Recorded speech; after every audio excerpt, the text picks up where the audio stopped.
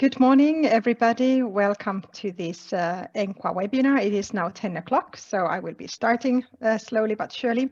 My name is Maria Kelo. I am the director of ENQA, and it's very nice to see so many of you here. I only see the names, but it's already something, and it's very nice to see that there has been quite an interest in this topic of micro-credentials. Before we really start the webinar, a couple of technical notes. As you might be familiar with the system already, at the bottom you have the chat function. Many of you have found that already for the greetings. Please use the chat also for any comments or questions or sharing that you might want to do during the webinar. The webinar will be recorded and we will post that on the ENQA YouTube channel and also on our website, so it will be available for anybody interested after the webinar as well.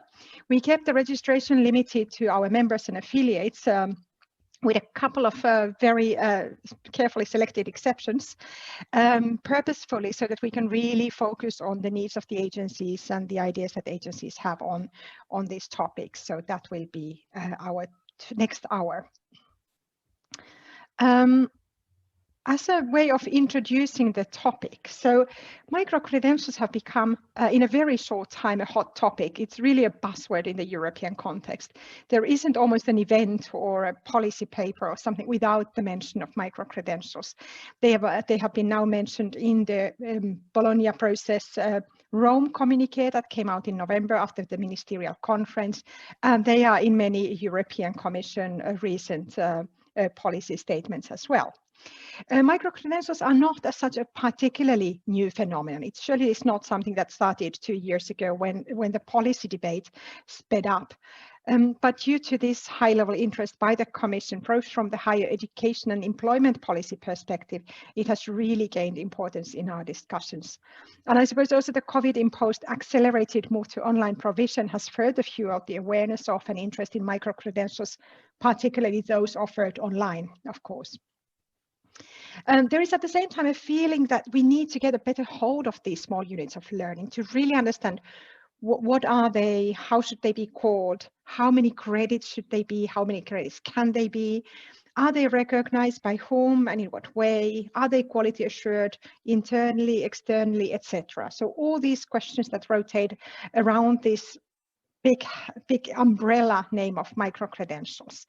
And while today we will focus mainly on, of course, higher education providers offering micro-credentials, we have to remember that there are a lot of micro-credentials offered by public sector, by companies, by charities, etc. So the offer is very wide and with very different purposes as well. There is a European project at the moment that is related on how to integrate micro-credentials offered by European higher education institutions into the Bologna process framework and tools. And what we mean with that is such things as qualifications frameworks, the use of the ECTS credits, recognition practices, and indeed QA, our main topic today. ENQA agencies will be under pressure to react to this interest and create perhaps useful and usable solutions that will be sufficiently fast and flexible, not to create excessive and unmanageable additional workload to the institutions or to the agencies themselves, but also at the same time to give some guarantees of the value and quality of the credentials. So that's what we will be discussing in the next hour. But to get an idea, get an idea of what is going on in your countries, I'll ask my colleague Jasper to launch a little intro questionnaires. There are 2 questions. If you click your preferred answers on that now, please. And when you post your comments in the chat, please select all panelists and attendees, because you can select a group of people that will be looking at that posting, so that then we can see that and all the attendees as well. So you can keep also responding to each other's questions and share experiences. I suppose I have to also click my answers, so I see. Okay, so I hope you've answered the questions. Jasper, will you be able to show us the results?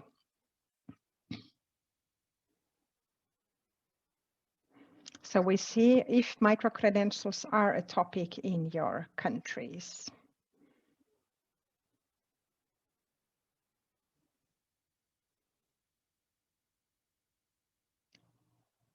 Jasper, is that working?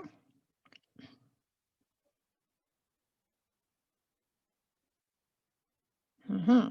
Maybe something has happened and it's not ready yet. So in the meantime, I will present, there it is. Okay. So to the question, which of the following describes your or your agency's current situation the best? Almost 3/4 say my agency has started to talk about micro-credentials, but we have not taken concrete action yet. Yeah, okay. Very few have not really started even to discuss the topic. And some have considered it. That's interesting. Maybe that 2% might be just one person actually has considered micro-credentials, but do not see a need to address them specifically. And to the second question, what is in your view the most appropriate way to deal with QA of micro-credentials? Half of you think it is the responsibility of the institutions, but they need guidance and support from the agencies. Almost a third said it is the responsibility of institutions and should simply be covered by their system, perhaps without any intervention from the agency. So that is very interesting to see to start. Okay, thank you for participating. So our two speakers today are Anthony Camilleri from the Knowledge Innovation Center, who is a long-term expert on e-learning as well as micro-credentials. He's led a project on micro-credentials very recently. He will give us a reflection of what really they are in the European higher education context and what implications he sees for quality assurance in that respect.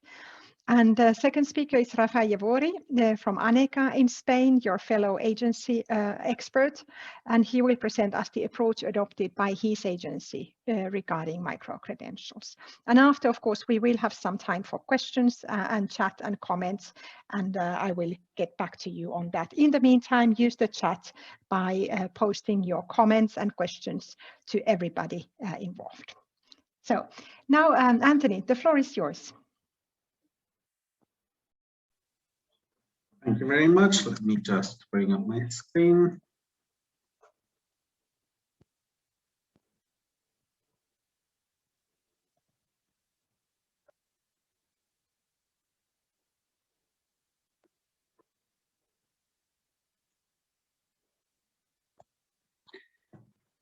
Okay, so if we're going to talk about quality of micro-credentials, the first thing we need to take notice of is what actually is one of these micro-credential things. As many of you might be aware, the European Commission, as part of its work with the expert group on micro-credentials, has proposed a definition of micro-credentials. And in this definition, there are three things that are worth highlighting. The first of these is that a micro-credential is awarded for a short learning experience.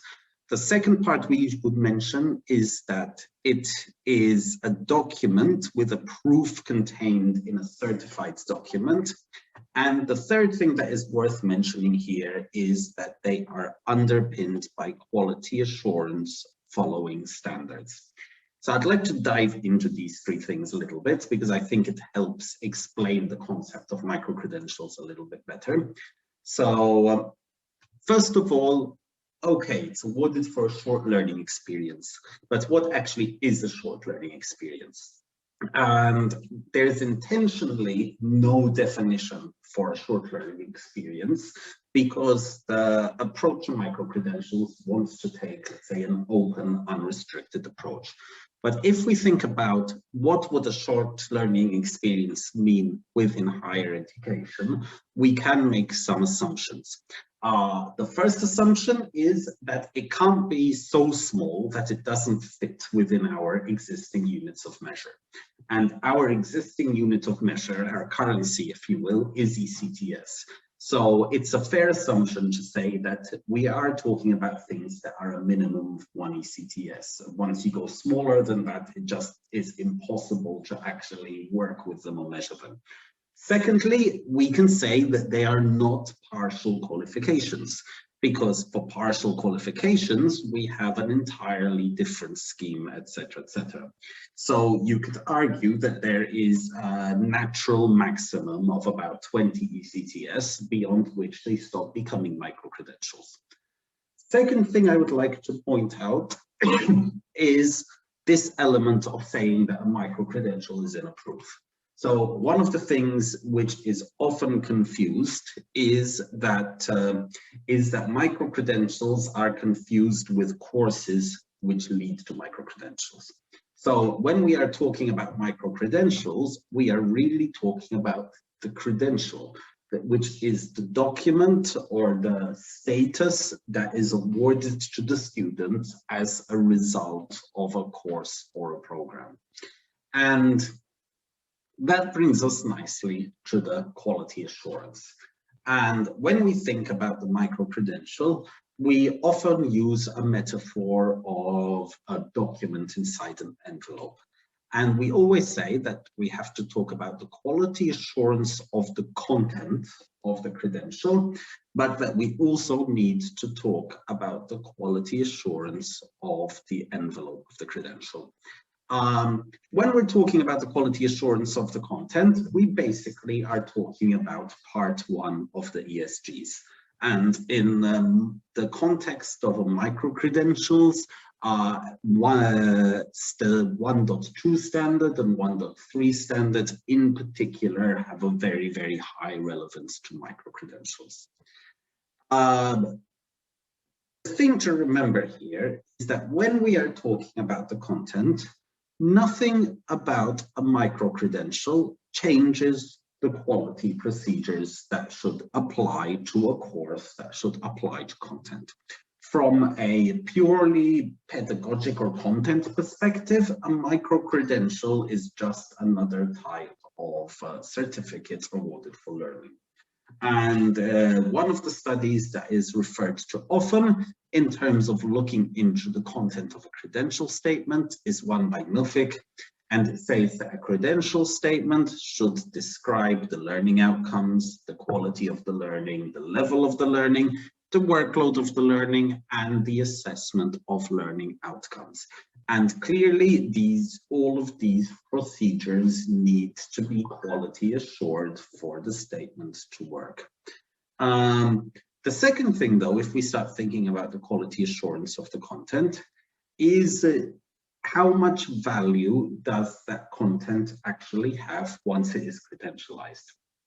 So I just take an example of a random MOOC.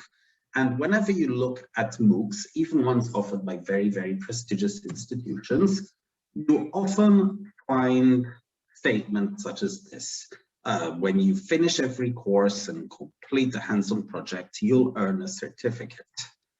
But I will not give you university credit for completion of this specialization of the individual course. So the assumption here is that this is a university that is offering a course that is basically outside its normal set of courses, outside its normal set of offerings. And some questions I would like you to consider linking to this are, first of all, do the same quality procedures, are they applied to the credit bearing and the non-credit bearing teaching and learning in an example like this? Should this really be something that is buried 5 levels down in the FAQ, 3 clicks away, where students often will not find it? And should it even be possible for an institution that has the status of a university to have a quality assured line of courses which are credit bearing and no guarantees line of courses which it offers without any commitment or liability? And when we start reading the ESGs in those lights, they don't give us a clear answer, and it's something that we definitely should think about in terms of what it means to be a university in a world of micro-credentials. To move on to other topics though, one thing we like to say is that just because you have a quality statement and just because your statement represents quality learning, it doesn't necessarily mean that you have a quality credential. And here is a little bit of an extreme example, but even if this is real, an IOU written on a napkin is different from a contract that is signed, double signed, notarized, and registered. And this brings us to the quality assurance of the envelope, which we consider very, very important as well within a micro-credential world. Now, first of all, why should we even care about the QA of an envelope? And the reason we should care about the QA of an envelope is because it helps avoid a lot of different conversations. It helps avoid questions about, is a degree real, about if a micro-credential is issued by a recognized institution, about whether it helps avoid replacing recognition processes with diplomas. It basically helps increase the recognition of the credential as a whole. And what are the elements of an envelope? The elements of an envelope are the same ones you would find in an envelope that arrives to you by DHL. It includes information about the body, guaranteeing the quality of the delivery, information about the issuer, information about the receiver, traceable information that allows you to audit the issue of that credential, and very, very critically, it includes secure packaging. Now, the example here is given for a paper envelope, but when we start thinking of micro-credentials, the other thing we need to think about is scale. So imagine that every student in Europe starts taking 5 micro-credentials as part of their qualifications, that these micro-credentials come from different institutions. The number of combinations for recognition purposes is absolutely mind-boggling. We're talking about tens of millions of credentials and hundreds of millions of different ways they can be combined. Doing all of this through paper certificates and manual recognition processes is simply unfeasible. So because of this, we really need to think about how do we quality assure the credential from a perspective of recognition.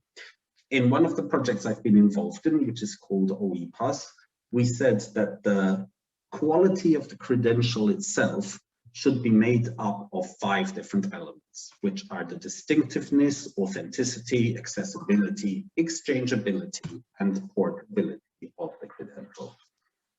And what we did is that we said that the quality of the credential should actually be divided into 2 elements. The quality of the statement, but also the quality of the medium that that statement is delivered on. So, for example, when we're speaking about distinct, a credential should represent a specific and identifiable, measurable experience, skill, or fact, and be attributable to a single identifiable person. But then, in terms of the medium needs to allow for the storage and display of the statement, as well as any and all associated metadata. And when you go through this list of quality criteria, what you find is you find everything you need for a credential to be recognized from a standardization content perspective, but you also find the requirements you need for this digital medium. And you put this all together, and if you think about this set of criteria as a set of QA criteria, what you end up with is a set of quality assurance procedures for credentials themselves on top of the QA of the learning, which allows you to establish trust at scale between different institutions. The other big issue here is in terms of reputation of an issuer. So all our QA system in Europe is built around the concept that you need to trust the institution that is issuing the credential. But who decides on a reputation of an issuer in a world of micro-credentials? Is it the accreditation agency? in the case of a MOOC platform, is it the learning platform? Or as you start seeing, especially in adult and vocational learning and continuing education for employment, is it the learning community who does it through evaluations by learners, which are directly turned into quality assurance questions? So within Europe, again, we have done quite a bit of initial work on this. So we have the database of European quality assurance results, and you could easily imagine that DECAR could be the start of a register of trusted microcredential issuers, or something similar to DECAR could serve this purpose. Again, come to questions. The main questions here are, how do we define an issuer of a microcredential? And how do we recognize issuers from quality systems outside of Europe at scale? Because we cannot possibly manually verify every single microcredential from every out of Europe issuer. So one more element to consider, which is especially important in microcredentials. Recognition of degrees is something we have been working on for years, but compared to getting a micro-credential recognized, which is a small piece of learning from an institution, getting a degree recognized is easy in comparison.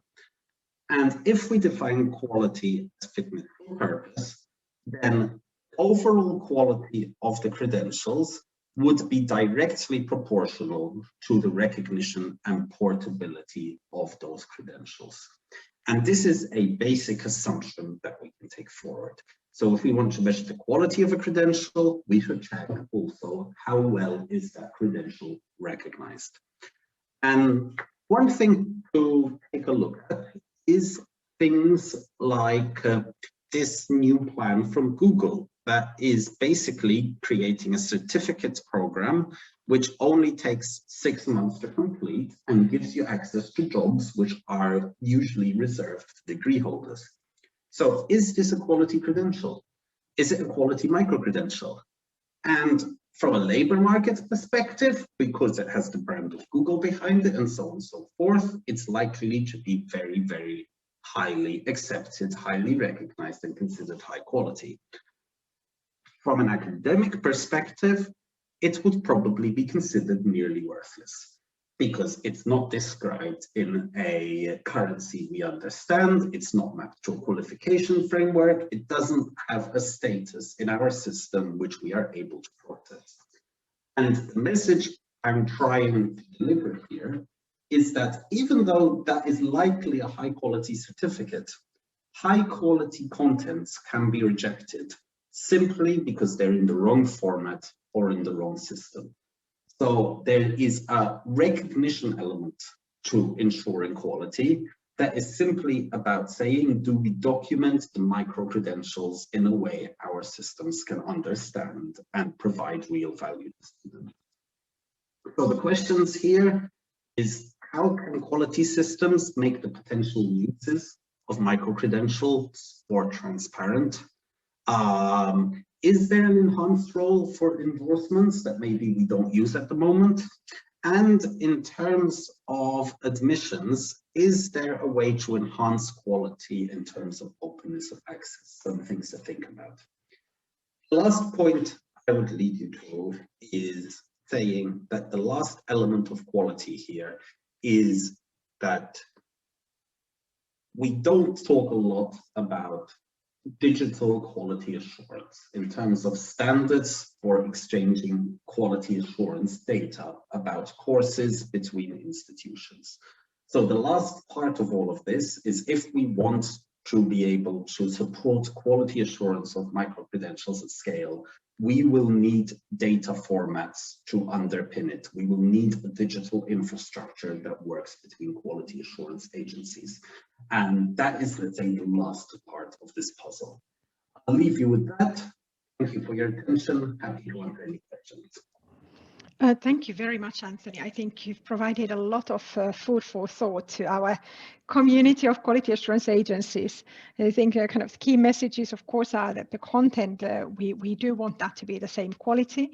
We have concerns because there are some gaps and loopholes there. Like you said, is it all provision of an institution? Can they do anything that it's outside of credits and therefore not certified for the quality assurance? And this kind of exciting but worrying idea of the learner evaluation. It's like, do we have the TripAdvisor for micro-credentials or do we use a kind of a Michelin guide? So those ideas are very interesting. I don't see any questions there in the chat yet. I think it's best we proceed with okay, there is now a question. Oh, okay, now they start coming. Okay. So let me go up because I cannot scroll. Can you say something very concise though about the stacking of micro-credentials into larger degrees, Anthony? Okay, well, so all I would say from a quality assurance perspective is that if you're trying to value micro-credentials, stackable micro-credentials are more valuable. If we look at it in terms of QA, what would I look like in terms of criteria? I would say that that means that A, micro-credentials need to be offered in a commonly used credit system. Secondly, it helps if micro-credentials are linked to other credentials already when they're advertised. So saying that this micro-credential could potentially give you access to these other 7 is one of the key concepts that allows for stacking. We tend to think about students just roaming around, randomly picking up micro-credentials wherever they want, which is a very, very utopian vision. But the truth is there's too many out there to be able to do this practically. So it's really all about creating realistic micro-credential pathways to make a little bit of guidance through that chaos. Good, thanks, Anthony. There are also a comment on how, I mean, the IQA systems put in place by the institutions should be covering all kind of educational offer. And I think our community would very strongly probably agree on that. The problem is really how to make sure that really is happening. And on the other hand, there was a comment as well to say, why is it so important that they should be somehow credit bearing, quality assured as higher education? Maybe there are other values for micro-credentials that do not necessarily need that status. And I think the information for the users will always remain a particularly important element, because the users need to know what they buy, what they gain when they take that micro-credential. Okay, keep your questions coming because we will get back to that in the section on discussions. But now I will give the floor, with thanks to Anthony, I will give the floor to Rafa to tell us a little bit how ENQA has dealt with this topic. Rafa, the floor is yours. Thank you very much, Maria. I'm very happy to have the opportunity to talk to within the family of quality assurance in ENQA. Well, I will first of all try to share the presentation with you all. Give me a second to run out my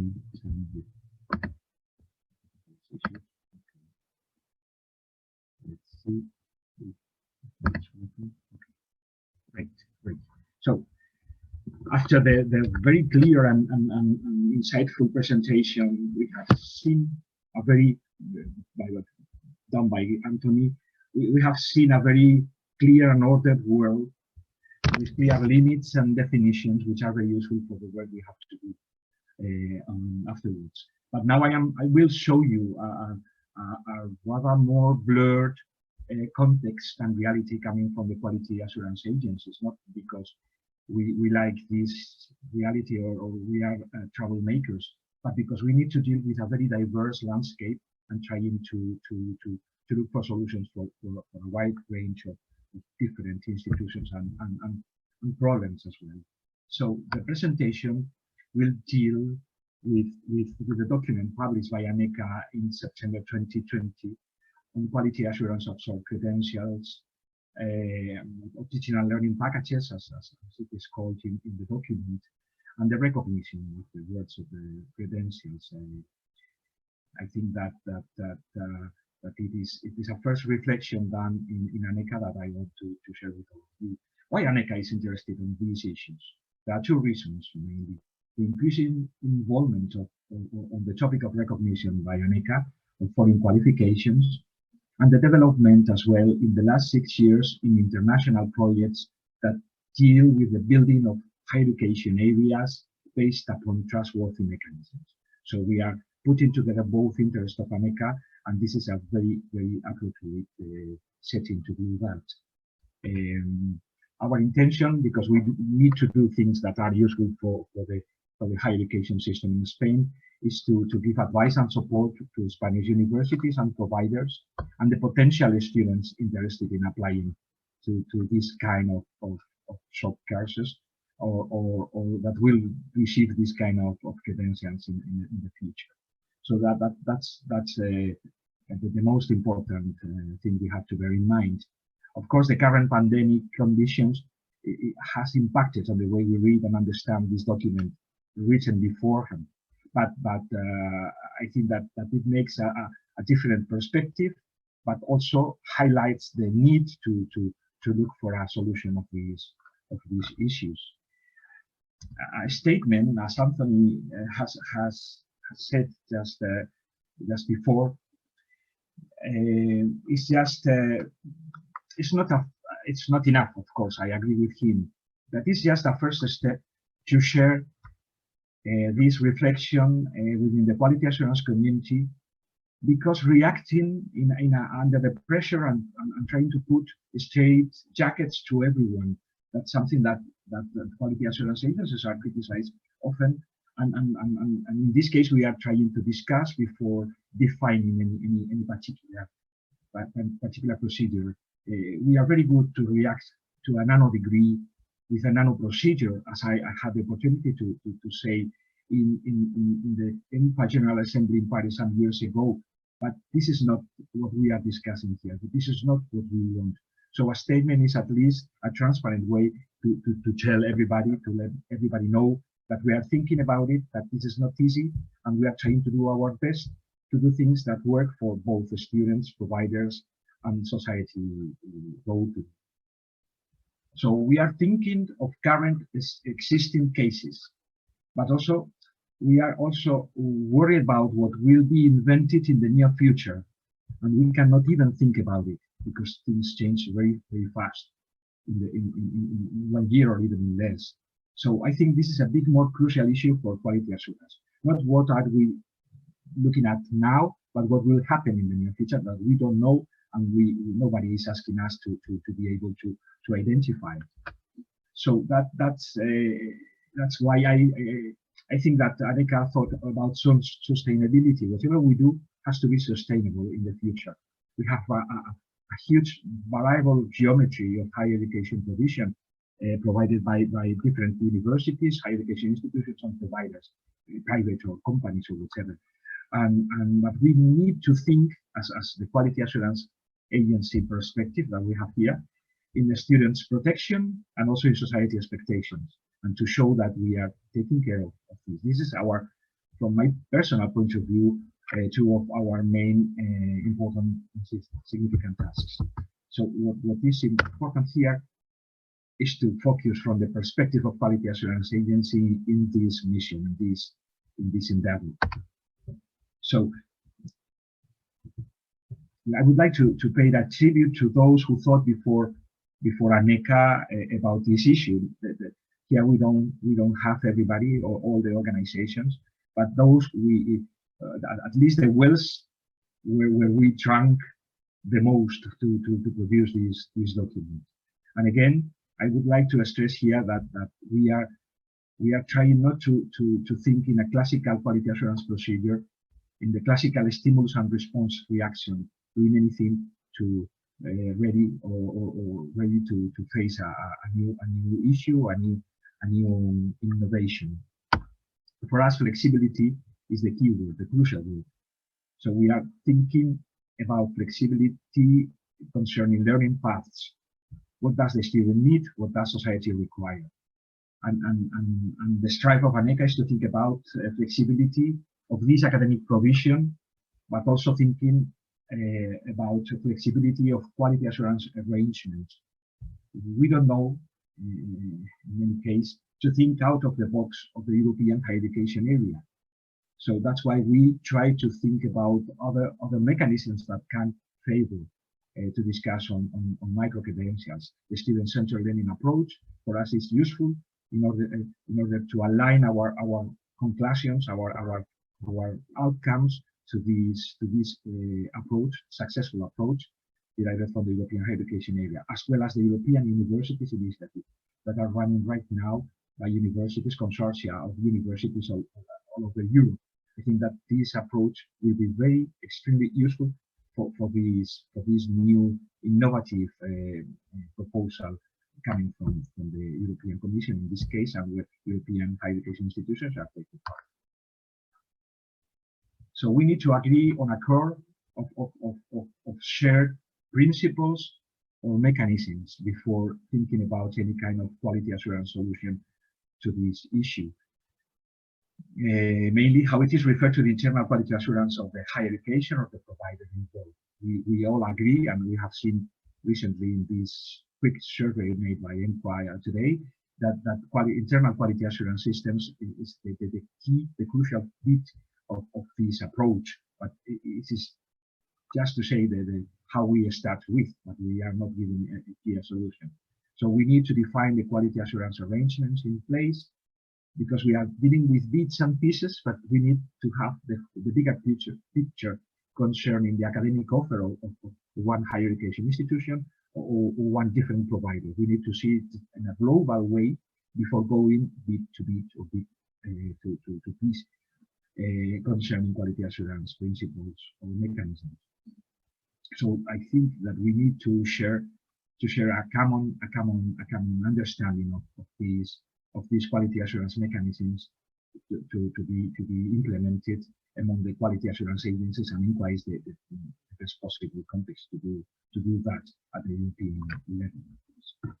So the proposal is to set up something that has to deal with online and hybrid learning models, but focusing on the robustness of the internal quality assurance mechanisms of the institution, which is something which has been already achieved, which is something that is being improved in the making, but it never ends. So it's just we only need to add things to the previous policy or quality culture of the institutions, but thinking about the consequences from the perspective of external quality assurance systems. But we need to make a plea to higher education institutions about co-responsibility, and to think as quality assurance agencies of how to share responsibility with the institutions in something that we cannot go in depth in terms of quality assurance, external quality assurance procedures. Cannot get lost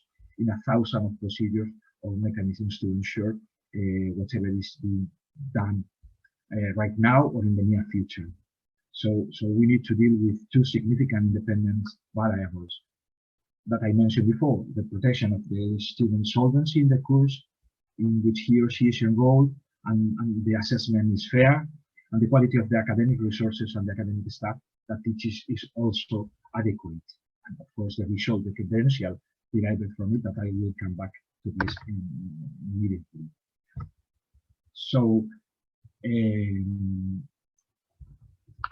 now I'm talking about the scaffolding internal quality assurance practices on this kind of short educational packages, or whatever we want to call it, in a sort of incremental approach. Why is scaffolding? Because to some extent we have talking about toolkits in the previous statement written by ENQA, but now we are after thinking on a second wave, on a second time about this statement, we have agreed upon in ENQA that we need something else that do-it-yourself the mechanism.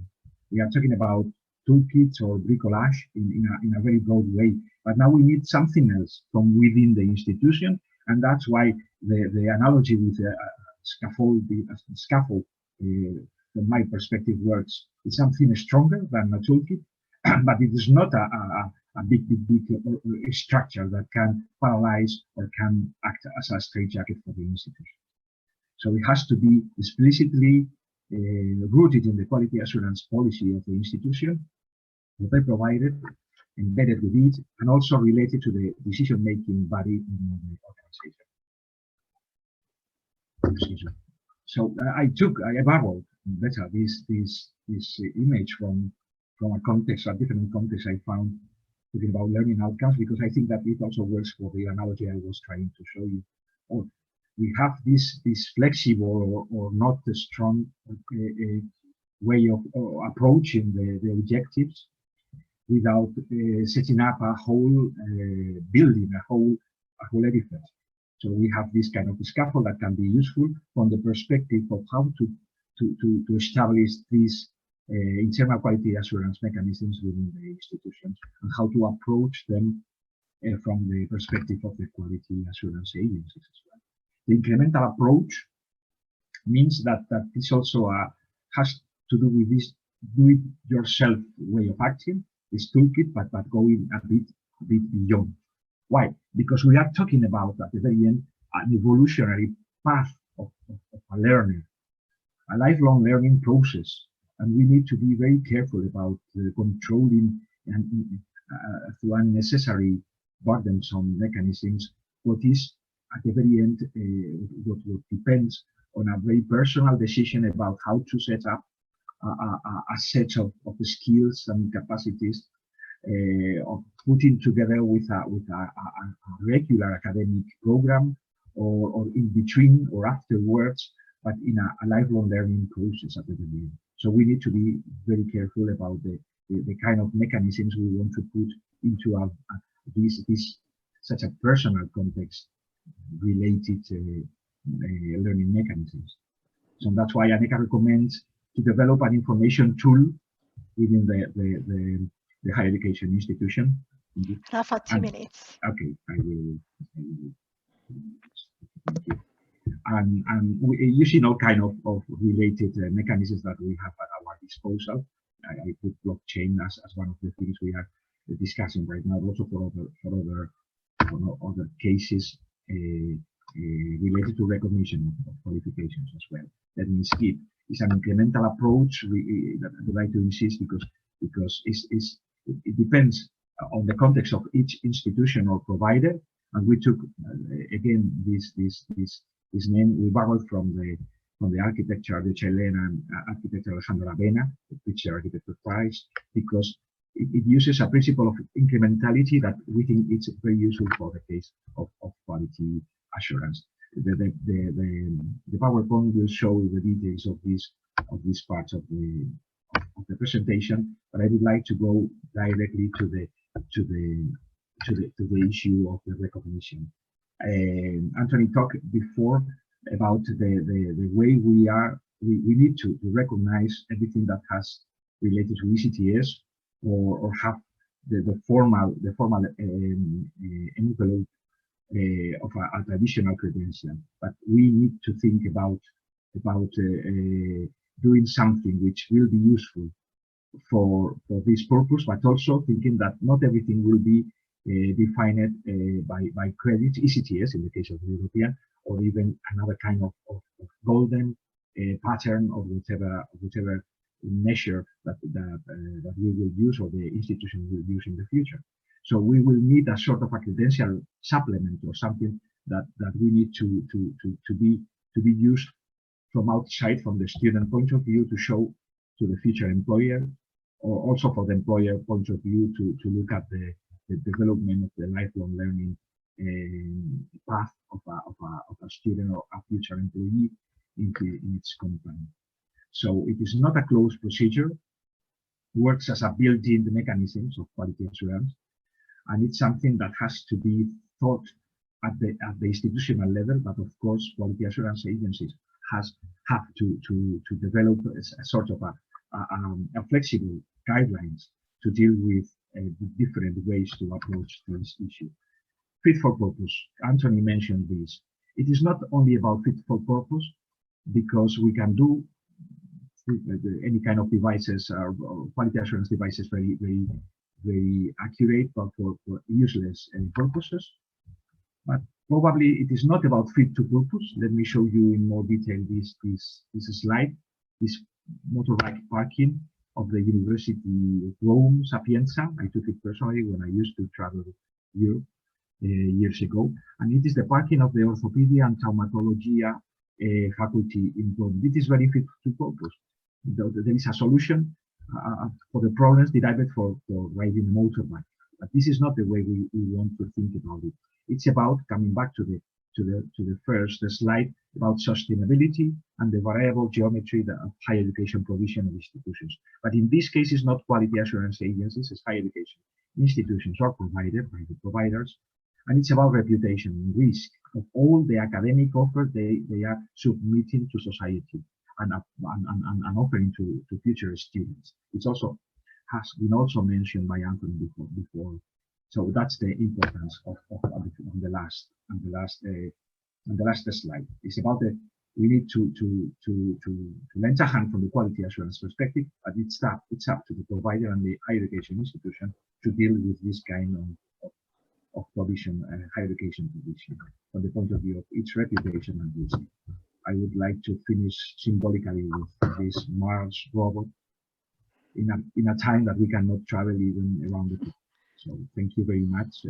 Thank you for allowing me to show you our statement, and I'm ready for questions. Thank you very much, Rafael. I think that was good to bring that conversation into the quality assurance agency's life with this topic as well. Just a note for the discussion we will have for the next 15 minutes is that we have chosen, both because it is easier and also because it is more directly relevant for us in the first instance, to focus on micro-credentials provided by higher education institutions or that go through the higher education institutions, either through recognition of prior learning or other mechanisms. But for today's discussion, because it will be short, not to disperse it too much, we will not really focus on the Google programs, etc., and how do we deal with those, because that's a little bit out of our reach. So keep your questions coming. I picked, there are quite a few comments related to the qualifications framework, the EQF or the QF or of the European higher education area, which of course they are compatible. What levels should and could these micro-credentials be offered? What to do with kind of micro-credentials that focus on generic skills where assigning a level might be difficult? I don't know if Rafa and Anthony, you have some comments on the qualification frameworks issue here, please. Rafa, you want to? Yeah, I can start. Yeah, for as I said, the document is stated, the qualifications framework are essential for this issue, because in a double way, higher education institution needs to identify the level of the piece and the piece of learning they are offering, but also we do need to be sure that this is according to the level that the higher education institution has. It's very important to place it carefully in the national / European qualifications. Absolutely. Yeah, thanks, Rafa. Anthony. I could essentially repeat what I was writing in the chat. So there's no objection to including micro-credentials within qualification frameworks. It's already being done in some countries. Ireland in particular comes to mind. Their latest version of their QF specifically includes micro-credentials. There are a couple of issues, however, in where to position micro-credentials on a QF. So one of the most complicated ones is what I like to call the Japanese problem. So let's take a module in introductory Japanese. If you include it within a Master's in International Business Studies, that's QF7. If it's included as introductory Japanese within a Japanese course, this would be at a much lower qualification framework level. So a module or a micro-credential would need contextual information to be able to understand where it fits in on a QF, which is not really a problem that has been solved yet.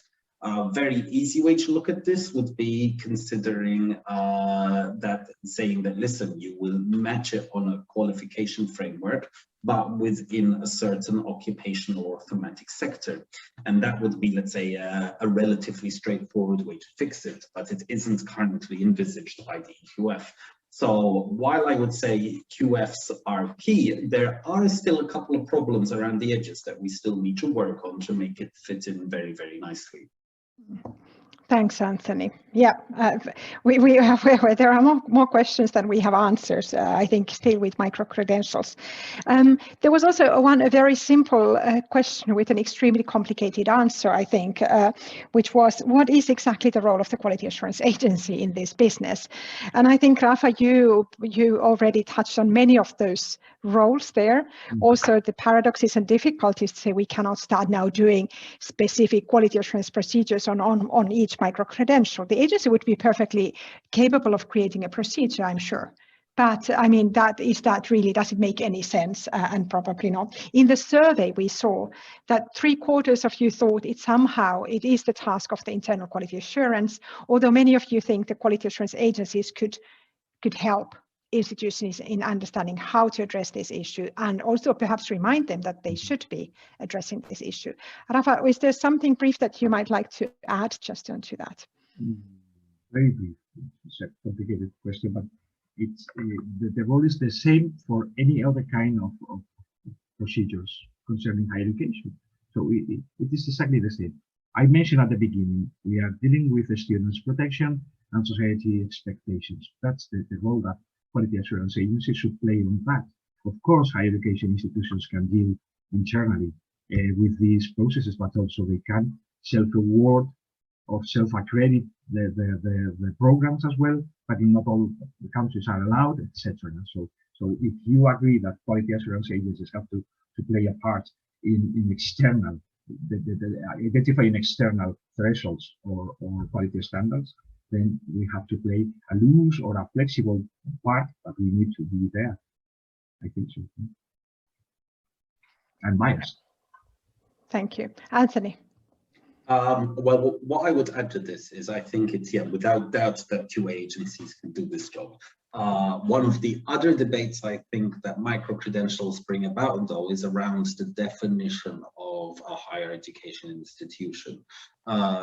Several countries in Europe actually say that, look, you have to have a certain size and a certain amount of procedures to be able to be considered a higher education institution. And there's a certain logic to that, because to offer a full degree, you really need a lot of, let's say, institutional backing.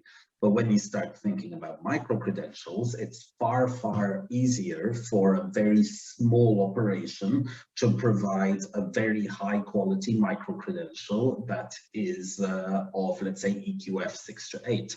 So one of the questions for QA agencies is saying, do we want to be in the business of quality assuring universities or traditional universities, or do we want to be in the business of quality assuring any type of provider that offers learning at a higher EQF level?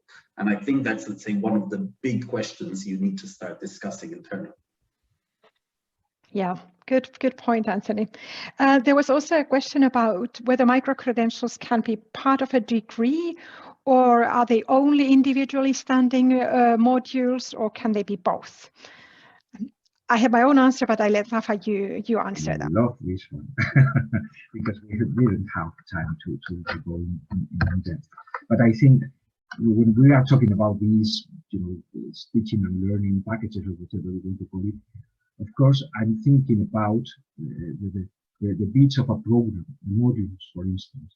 So now we are taking part in experiences where institutions are trying to offer a module, and probably in a master level module, showing its best practices to other students around the world, not to need to get enrolled for the whole program, or graduates that are interested in a particular approach to a module which can reinforce their learning experience in another program, and internationally based. So that's, for me, it's very important from the point of view of approaching programs in a different way. That's why I mentioned the case of the European Universities Initiative. I think that this is very useful in this particular case. Yeah. That's good. I have a colleague from Belgium, and she was saying, practically speaking, in Belgium, everything could be a micro-credential, because the whole higher education system is based on these micro units of learning. So it is both self-standing, because the idea is that it's not as soon as you have 3 ECTS, you have a micro-credential. No, micro-credential is on a topic, on a subject, on a sub-theme, and then you gain a whole where you demonstrate, okay, I've learned so and so much on this and this topic. But often that's the problem of stackability as well. They could be used and will be used for to build a degree program, or to complement a degree program, or for recognition of prior learning as well. So there are all these kind of options available. Maria, just because this is a wise colleague of you, because that's exactly what we need to do. And forget to get involved in discussions about the weight of a program or ECTS. I've attended discussions of this kind recently, and I'm frightened, because we are talking about flexible curricula, and it's up to the learning. It's not up to the straitjacket you want to put in that. It's very, very. And then there is a question related to the stackability. How do you ensure that you actually build a meaningful, larger qualification? I think that is the same for micro-credentials as any recognition of credits gained here, there, and everywhere. So it's a kind of the basic challenge of the flexible learning that we talk about, indeed. Now time is almost up, but perhaps you can just, the European Commission special guest here in our webinar tells us that the European Commission expert group has concluded now that any micro-credentials offered by the higher education institutions in the European Union, but of course also in the European higher education area, we would like to extend that, have to be quality assured as part of the internal quality assurance system. Would you agree with that? The same quality assurance principles should be applied. I think that was quite clear. Yeah, I think that's. I thought that was quite clear from the beginning, but I just wanted to bring that up to the good point on that. Yes.